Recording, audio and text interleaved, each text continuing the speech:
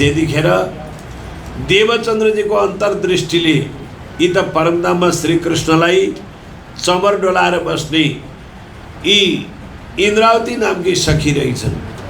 यिनैले विश्वभरि धर्मको भेद खोलेर विश्व मानवलाई एक ब्रह्मको परिचय दिएर मोक्ष गराउने ज्ञान यिनबाट हुने रहेछ भने चिनेर, हे महाराज, मेरा देवचन्द्रजीले मलाई तारतम दिने बेलामा इन्द्रावती सखी तिमीलाई भेट्न आउने छिन्।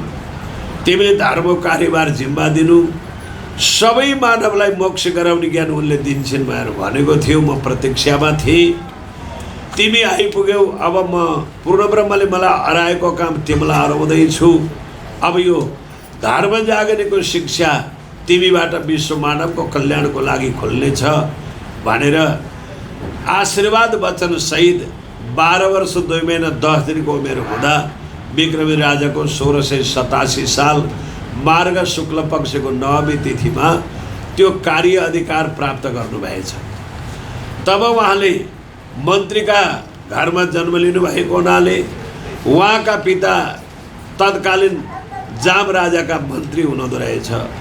पछि जाम राजाको अन्त्यपछि केशव रायको मन्त्रीको अन्त्यपछि उहाँ पनि मन्त्री नै हुनुभयो।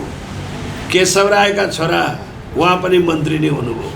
उहाँ मन्त्री भएर फेरि उहाँले कार्यभार सम्हाल्न लाग्नुभयो र एउटा अठोट गर्नुभयो, म अब विश्वमा सारा धर्मावलम्बीहरूलाई एकत्रित गर्छु, ठुलो एउटा उत्सव लगाउँछु, भण्डारा लगाउँछु र सारा जति धर्ममा आस्थावान व्यक्तिहरू छन् सबैलाई एउटा ठुलो विशाल भण्डारा लगाएर धर्मको एउटा जग बसाल्छु भन्ने रूपले आफूले मन्त्री पदबाट प्राप्त गरेको धन त्यो समाज सेवामा लाग्ने अठोटले एउटा विशाल कार्य गर्नका लागि चिनी, घिउ, मैदा, कपडा जम्मा गरेर सारालाई भोजन गराउने, उत्सव गराउने उद्देश्यले आफ्नो घरभरि विशाल सामग्री एकत्रित गर्नुभएछ। अनि मन्त्री पदमा बसेर पक्कै राष्ट्रकोषको सम्पत्ति हिनामिना गरेको होला भनेर षड्यन्त्रकारीहरूले पोल गरेछन् अनि उहाँ गिरफ्तारमा पर्नुभएछ। सम्पत्ति सहित राजदरबारमा गएछ। त्यहाँ इन्क्वायरी भएन छ 1 वर्षसम्म।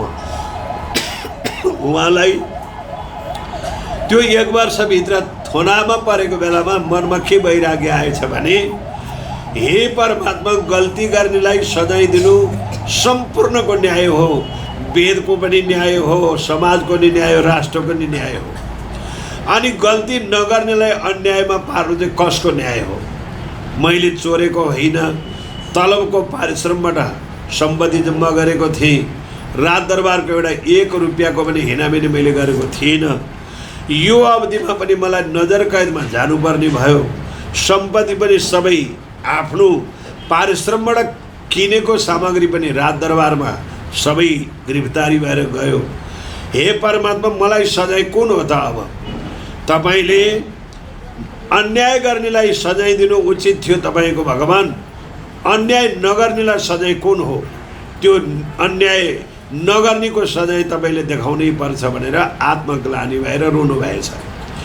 त्यही बेलामा कारागारभित्र करोडौं सूर्य ज्योति थलल्ल बल्न आएछ। त्यो ज्योति बलेको तेज राजदरबारमा पर्न गएछ। त्यहाँका राजाहरू आफ्नो प्रान्तीय सरकारको पासमा केन्द्रीय सरकारलाई कर बुझाउन गएका रहेछन्। रानीहरूले देखे झन्झलाकारको उज्यालो के पस्यो, कुनै घटना घट्ने हो कि एउटा दुईटा सूर्य होइन, कयौं सूर्य तेजको ज्योति पस्यो त्यो कारागारभित्र। के भएको होला भनेर बारदलीबाट हेरेछन् उनीहरूले। हेर्दा त नाचगान हुन थालेछ, त्यहाँ चमत्कार हुन थालेछ। त्यो रातभरि हेरेछन् ती रानीहरूले। यताबाट चाहिँ के भएको रहेछ? त्यही ज्योतिको रूपमा साक्षात् परमधामकी श्यामाजी महारानी दिव्य श्रृङ्गारले सज्ज भएको दिव्य स्वरूप कारागारभित्र प्रवेश गर्नुभएको रहेछ।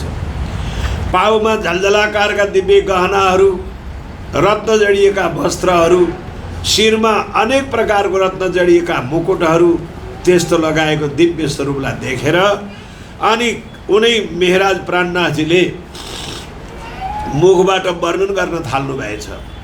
त्यो वर्णन गर्न थालेका कुरा अहिलेको जस्तो इलेक्ट्रिक साधन छैन, त्यो बेलामा अहिलेको जस्तो ग्यास चुलो पनि छैन। थुनेर बसेकालाई भोजन गराउनका लागि चामल सागसब्जी दाउराको व्यवस्था गरेर आफै पकाएर खाने व्यवस्था मिलाएको छ। उहाँका मुखबाट जब शब्द आउट हुन थाले, उहाँका भाइले दाउराको अङ्गारको कोइलाबाट भित्तामा उहाँले वर्णन गरेका चौपाई लेख्न थाल्नुभएछ। अखण्ड स्वरूपनी अस्थिर आकारे शोभाको घणवे करिने स्नेह, जोई जोई वचन आणु कैउच पण नाभि बाणीमा देह, शोभा श्यामजनी नेहरू खोजी चरण उठाती बेला पासे कोमली अङ्गुल्य सार भनेर चौपाई व्याख्या गर्न थाल्नुभएछ। त्यसको सबै उहाँका भाइले अङ्गारले रातभरि लेख्दा कोठो भरिएछ। उज्यालो छ्याङ्ग भयो, तेज पनि हरायो, ज्योति हरायो। राजदरबारका रानीहरू आतिशबाजीका साथमा आएछन्। हे तीनजना थोनिएका व्यक्तिहरू, तपाईँहरूको राति यो कारागारभित्र हजारौँको सङ्ख्याको भिड देख्यौँ हामीले। के तपाईँहरू जादुगरी हो या उज्यालो लाइट नाचगान पनि भयो, तपाईँहरू कुनै चमत्कारी व्यक्ति हो भनेर सोधेछन् रानीहरूले। अनि उहाँले भन्नुभएछ हामी चमत्कारी पनि होइनौँ, जादुगरी पनि होइनौँ। यहाँ दिव्य परमात्माको दिव्य शक्ति प्राकट्य भएको थियो। त्यो शक्ति प्राकट्य भएको व्याख्या, नाचगान भएको व्याख्या हामीले व्याख्या गर्दा सबै कोठा लेखेर भरियो। ओहो, राजाहरूले थोनेर गएका, हामीले तपाईँलाई रिहा गर्न मिलेन, हामीले गर्ने सेवा केही छ भने भन्नुहोस् भनेछन् रानीहरूले। अनि उहाँले भन्नुभएछ अरू सेवा त केही पनि चाहिँदैन हजुरले दिने। या दिव्य शब्दहरू अवतरण भएका छन्, लेख्ने ठाउँ हाम्रो कोठा भरियो, सक्नुहुन्छ भने कागज कलम र मसीको व्यवस्था मिलाइदिनुहोस् भनेर भनेपछि रानीहरूले तुरुन्तै कागज कलम र मसीको व्यवस्था मिलाइदिएछन्। अनि त्यहाँ 1 वर्ष बस्दा यो ग्रन्थ 3 भाग त्यो ग्रन्थ अवतरण भएछ। त्यहाँ उहाँले मुखबाट भन्दै जाने, भाइहरूले कापीमा लेख्दै जाने गरेर पहिलो भाग, दोस्रो भाग र तेस्रो भाग, चौथो भागको एउटा श्लोक जब उच्चारण भएको थियो, राजदरबारमा आफ्नो हरिसा बुझाएर राजाहरू फर्केर आएछन्। रानीहरूले भने महाराज हजुरले कस्ता व्यक्तिलाई थोनेको, हामी त 1 वर्षदेखि चमत्कार हेरिराखेका छौँ। यहाँ त नाचगान पुरै ब्रिजमण्डल यहीँ उत्रेको छ, हामी त पुरा रात रमाइलो हेर्छौँ, दिउँसो मात्रै सुत्छौँ। कि हाम्रो राज्य रहँदैन, कि हामी रहँदैनौँ, कि यो ब्रह्माण्ड तस नस हुन्छ, बिना इन्क्वायरी किन थोनेको त्यस्ता महात्माहरूलाई तपाईँहरूले भन्छन् रानीहरू। राजा भन्छन् यो थाहा छैन हामीलाई, आज हेर्नु होला तपाईँहरूले। रानीका कुरा छ। राजाहरू बेलुका जब 10 बजेपछि राति बारदलीमा हेर्छन् त साँच्चै चमत्कार बेजोड भइराखेको राजाहरूले देखेछन्। देखेर बिहानै आएर राजाहरूले हात जोडेर हजुरहरूलाई हामीले चिन्न सकेनौँ, यो प्रकारको चमत्कार रानीहरूले भने अब तपाईँहरू यहाँ नबस्नुहोस्, निक्लनुहोस्, हाम्रो इज्जत जान्छ। प्राणनाथजीले म यहाँबाट कहिले निस्कन्न, किनभने यहाँ बस्नले गर्दा दिव्य बाणी अवतरण भयो। अनि यहाँ आज परमात्माको साक्षात्कार भयो, दर्शन भयो, परमात्माको लीला दर्शन भयो, यहाँबाट निस्कनु हुँदैन। होइन, एउटा राजाले तपस्वी महान शक्तिशाली पुरुषहरूलाई थोने भन्दा मेरो इज्जत जान्छ। बरु हजुरहरूका लागि के सेवा गर्नुपर्छ सबै सेवा म तयार गर्छु, यहाँबाट रिहा भइदिनुहोस्, निस्किदिनुहोस्, हाम्रो इज्जत जान्छ भनेछन् राजाहरूले। अनि भन्नुभएछ यहाँ पार्ने पनि परमात्माको कृपा होला, अब निक्लेर जाऊ भन्ने पनि उहाँकै निर्देशन होला भइगयो भनेर। अनि 16 सालमा विक्रमी राजाको 1716 सालमा उहाँ त्यहाँबाट रिहाई हुनुभएछ। त्यहाँबाट आफ्ना गुरुपुत्रलाई लगेर यो ग्रन्थ देखाउनु भएछ। यस्तो यस्तो बाणी अवतरण भयो, आज ध्यानमा आयो भन्दा यो प्रचारले यिनीको झन् प्रचार बढेर जान्छ विश्वमा, यो प्रचार गर्न दिनु हुँदैन भनेर गुरुपुत्रले रोकिदिनु भएछ। तत्पश्चात उहाँले फेरि मन्त्री पदमै जागिर खान राजाले बोलाएर 1 वर्षको पारिश्रम पनि सबै दिए। अनि जुनागढ भन्ने सहरमा आफूले भुल गरेकोमा उहाँको नाउँमा एउटा बिर्ता जस्तो बक्सिस, समाज राख्ने बक्सिसलाई बिर्ता पनि राजाले दिनुभएछ, शिरोपाउ वस्त्र पनि दिनुभएछ र वर्ष दिनसम्मको पारिश्रमिकको तलब पनि भर्नुभएछ। यसरी उहाँ फेरि त्यो समाज सेवाको लागि लाग्नुभएछ। त्यसै क्रममा फेरि यो समाज सेवा मात्रै अल्झी भने विश्वलाई कल्याण चाहिँ कसरी गर्ने, गुरुजीको आदेश त पुरा हुँदैन भनेर 1722 सालबाट उहाँले आफ्नो मन्त्री पदलाई पनि परित्याग गरेर राजीनामा दिएर धर्म प्रचारको लागि निक्लनु भएछ। धर्म प्रचारको लागि निस्कँदा उहाँको जीवनकालमा 22,000 किलोमिटरको यात्रा गर्नुभएछ।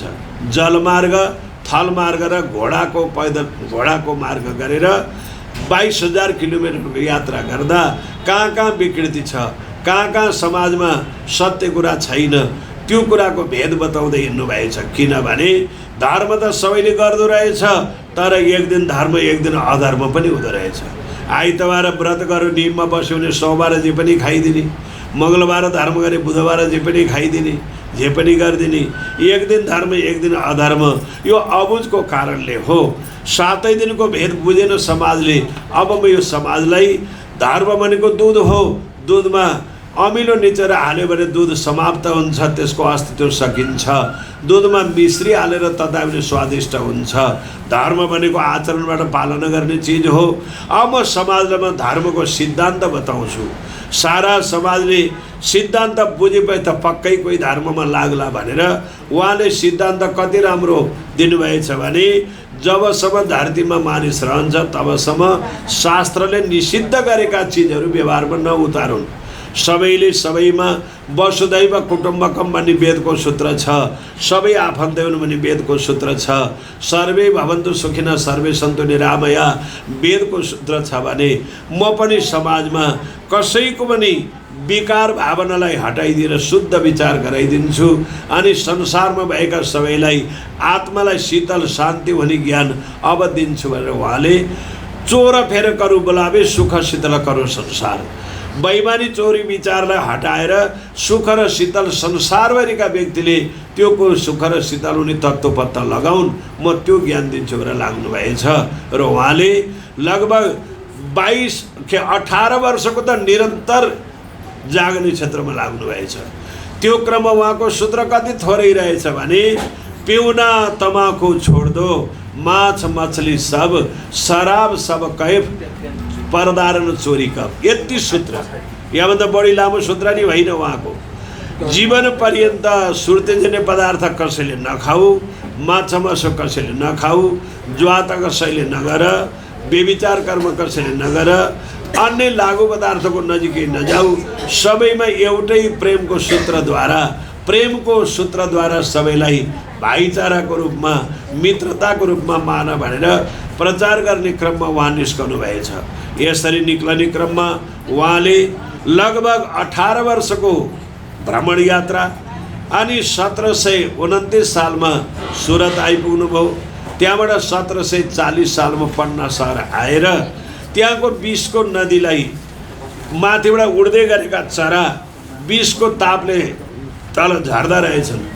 त्यहाँ 5000 शिष्यको साथमा आइपुग्नु भएछ अनि सबैले वरिपरि गाउँले ल्याएर खबरदारी दिएछ रे साधुहरू त्यो पानीमा प्रवेश नगर, त्यो विषको पानी हो, त्यहाँ जाने व्यक्ति एउटा जीवित रहँदैन, चरा पनि उडेर माथिबाट झर्छन्, खबरदार भनेर रोकेछन्। एउटै नदी छ, यहाँ तीर्थ स्थापना गर्नु छ, यो नदी विषको छ, म यसलाई अमृत बनाउँछु भनेर कमण्डलुको जलद्वारा आफ्नो पाउ धोएर नि पाउका जललाई त्यो विषको नदीमा हालिदिनु भएछ र भन्नुभएछ अब मेरा 5000 भक्तहरू यो विषको नदीलाई मैले अमृत बनाएँ, यसमा नुहाउ खाऊ पिया केही हुँदैन। जसरी कालीनागले उगेलेको विषलाई भगवान कृष्ण कालीनागको शिरमा नाचेर कालीनागलाई लगारेर त्यो तलाउको वृन्दावनको तलाउको पानी पवित्र गर्नुभएको थियो, त्यसरी कल्की अवतारले विषको नदीलाई अमृत बनाइदिनु भएछ। वीर राजा छत्रसाललाई आशीर्वाद दिएर राज्य स्वतन्त्रको बख्सिस गर्नुभएछ। छत्रसालले राज्य चलाउने खर्चको अभावको पीडा बोकेको हुनाले 12 घण्टा तिम्रो घोडा कुदाऊ त्यहाँ हिरा उत्पत्ति हुन्छ भनेर आशीर्वाद दिनुभएछ। उगले वसुधा तबको हिरा अनि छत्रसालले 12 घण्टा त्यो घोडा कुदाएको ठाउँमा हिरा उत्पत्ति भएछ। अद्यावधि पनि हिरा त्यहाँ खनेर निकाल्ने परम्परा छ। त्यस्ता दिव्य स्वरूप पुरुषले 10 वर्ष त्यहाँ बसेर यो ग्रन्थलाई पुरा गर्नुभएछ। अनि यो ग्रन्थमा के लेखेको छ त अब भन्दा 4 वेद 4 उपवेद 6 शास्त्र 9 व्याकरण 21 स्मृति उपनिषद पुराण महाभारत रामायण आदिको र भागवतको सारको पैंट खिचेर यो ग्रन्थमा राखेको छ। किन भन्दा मनुष्यहरूले यो ग्रन्थद्वारा बुझ्नुपर्ने कुरा सबै एउटै ग्रन्थद्वारा बुझिदियोस् व्यक्तिले। आत्मकथा किनभने अहिलेसम्म धरतीमा आत्मकथा कसैले सुन्न पाएन। रामायणमा श्रीरामको कथा, विष्णु पुराणमा श्री विष्णु भगवानको कथा, शिव पुराणमा शिवजीको कथा, देवी पुराणमा देवीको कथा, 17 पुराणमा 17 अवतारको कथा, भागवतमा कृष्णको कथा, तर आत्मकथा कसैले सुन्न पाएनन्। तर प्रथम स्कन्द भागवतको 3रो अध्यायमा जबसम्म आत्मकथा सुन्न पाइँदैन तबसम्म आत्मको मोक्ष हुँदैन भनेर सुतजी महाराजले सौनक ऋषिहरूलाई बताएको छ। त्यहाँ सौनकले सोधे, हे सुतजी महाराज, मनुष्य मात्रको आत्माले मोक्ष गति पाउने तत्त्वज्ञान के हो भनेर सोद्धा सुतजी महाराजले भन्नुभयो, यत्रैमे सत रूपे प्रतिसिद्धेशो संविधा अविद्या आत्मन कृते इति तत् ब्रह्म दर्शनम। जति पनि धरतीमा मानव मात्रको विकार जति छ त्यो सबै पन्छाउन एउटा स्वसंवेद चाहिन्छ। हे सौनक हो, स्वसंवेदले साक्षात् ब्रह्मको साक्षात् दर्शन हुन्छ, आत्माले मोक्ष गति पाउँछ भनेर सुतजी महाराजले बताएको रहेछ। स्वसंवेदको अर्थ के हुन्छ? स्वयंलाई जान्नु, आत्माको मालिक हो, आत्माको देश कुन हो, अनि यो धरतीमा आउने कारण के हो, फर्केर जाने ठाउँ कुन हो, यसलाई स्वसंवेद भनिन्छ। यसै गरी स्कन्द पुराणमा पनि वास्तविक त स्वसंवेद्या जीवानम व्यवहारिकी भनेको छ। जसरी दुधको वास्तविक तत्त्व घिउ हो त्यसरी वेदको वास्तविक तत्त्व स्वसंवेद हो। अरू वेद शुद्ध गर्ने आधार हुन्, स्वसंवेद ब्रह्म चिनाउने माध्यम हो। यो कुरा शिवजीले पनि भन्नुभएको छ। स्वसंवेद समाधिष्टम फलमनिति विहारकम परब्रह्म परमधाम परात्पर मुदारतम भनेको छ। जसलाई परब्रह्म परमात्मा भनिन्छ उसलाई प्राप्त गर्ने वेदको नाम स्वसंवेद हो भनेर भनेको छ। हो त्यो प्रकारको भेदलाई दर्शाउन 24मा अवतार भएर कलियुग आउनु भएको रहेछ र उहाँले यो ग्रन्थ तयार गर्नुभएछ विश्व मानवका लागि। यो ग्रन्थको महत्त्व के हो यस विषयको एउटा भजन श्रवण गरौँ अनि त्यसको अर्थ गरेर अध्याय सुरु गर्ने। आज पहिलो दिन हो, आज सबै भेदको भूमिका खोल्नुपर्ने हुन्छ र अब यो तारतम्यवाणीको आद्योपान्त सुरुदेखि अन्त्यसम्मको एउटा रहस्यको भजन छ हिन्दीमा, त्यो भजन श्रवण गरौँ, त्यसको अर्थपछि अनि हामी अध्याय सुरु गरौँ। बोलो श्री कृष्ण कन्हैया लाल को जय। मुक्त किया संसार वाणी सतगुरु की, भक्ति का भंडार वाणी सतगुरु, 14 सागर ग्रंथ है सभी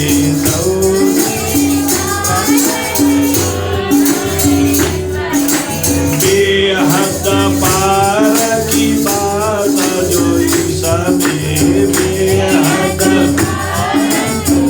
बात जो बतलावे सब सार वाणी सतगुरु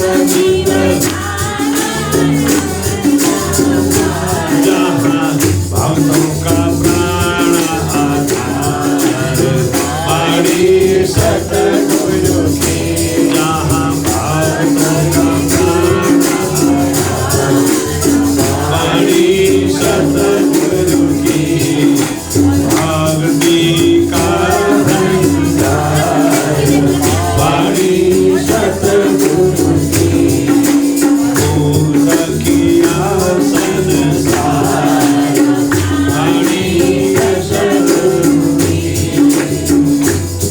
अब यसको अर्थ यो उहाँकै शिष्यले काव्य गर्नुभएको ग्रन्थभरिको रचना जसरी श्रीमद् भागवतमा विश्वभरिका धर्मशास्त्रको सार लुकेको छ। त्यसमा 12 स्कन्द छन्, 2 महात्म्य छन्, 335 अध्याय छन्, 10 अध्याय महात्म्य छ, अनि 5,76,000 अक्षर छन् भागवतमा।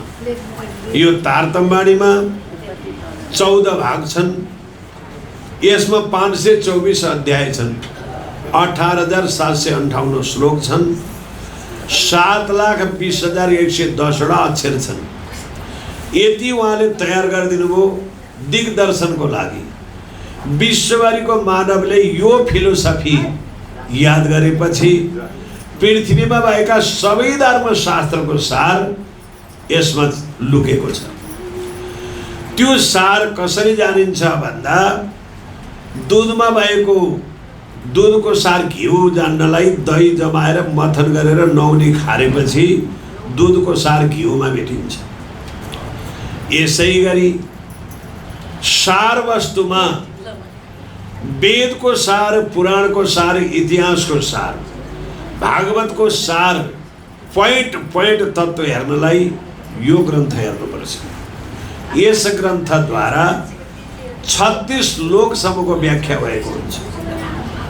यहाँ हामी बसेको लोकलाई पनि धरतीलाई भूखण्ड, धरती आदि नामले चिनिन्छ। यसभन्दा तलतिर 7 अधो स्वर्ग छन्, अतल, वितल, सुतल, तलातल, 17 सतल पाताल।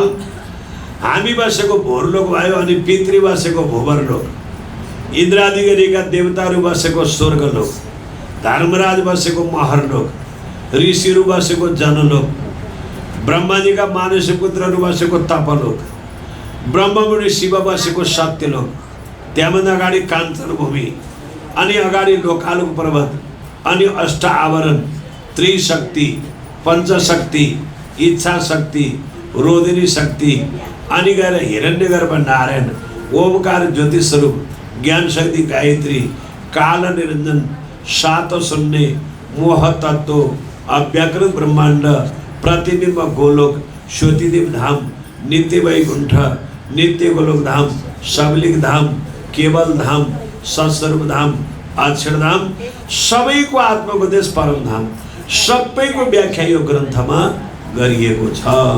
र यसमा अगाडि के रूपले व्याख्या गरिएको छ भने 14 सागर ग्रन्थ जो यी समय भनेर उपमा दिनुभयो सागरको। सागर भनेको 2 रूपले जान्न सकिन्छ। एउटा सागर भनेको ठुलो, एउटा सागर भनेको पानी। पृथ्वीलाई पनि सागर भनेको छ भवसागर। भवसागर भनेको धरती ठुलो छ भनेको। अर्को पानीको सागर। पानीको सागरमा पृथ्वीमा ठुला ठुला सागरहरू छन्। ती सागरमा विश्वभरिको पानी बग्ने जति ठाउँको पानी जम्मा भएर सागरमा जम्मा हुन्छ। सागरमा विश्वभरिको पानी सागरमा जम्मा हुन्छ। हाम्रो घर नजिकको नदीबाट, खोल्सा खोलाबाट बगेको नदीको पानी पनि सबै सागरमा जम्मा भएको हुन्छ। त्यहाँ गएर हाम्रो गाउँको पानी कहाँनिर छ खोजे पाइँदैन। हाम्रो बलिसीबाट झरेको, भलबाट बगेको, खोल्साबाट बगेको, नदीबाट बगेको पानी सबै सागरमा जम्मा हुन्छ। मेरा गाउँबाट आएको पानी कहाँनिर भन्दा खोज्न पाइँदैन, तर पानी चाहिँ त्यहीँ छ। कति छ भन्दा धेरै छ। न गाग्रोले नापिन्छ, न ट्याङ्करले नापिन्छ, कति हो कति धेरै छ। त्यो सागर नुनिलो छ। किन नुनिलो भयो? संसारभरिको फोहोर पनि बगेर त्यहाँ गएको छ नि त। अनि खारा छ, नुनिलो छ। अनि हामीले गएर खाइहेऱ्यो भने चर्को खाइ नसक्नु चर्को छ। त्यही सागरभित्रै उत्पत्ति भएका ग्राह, गोही, जीव, माछाहरू जति छन् तिनीहरू ती निर्वाह गरेर त्यो चर्को छैन। त्यसरी यो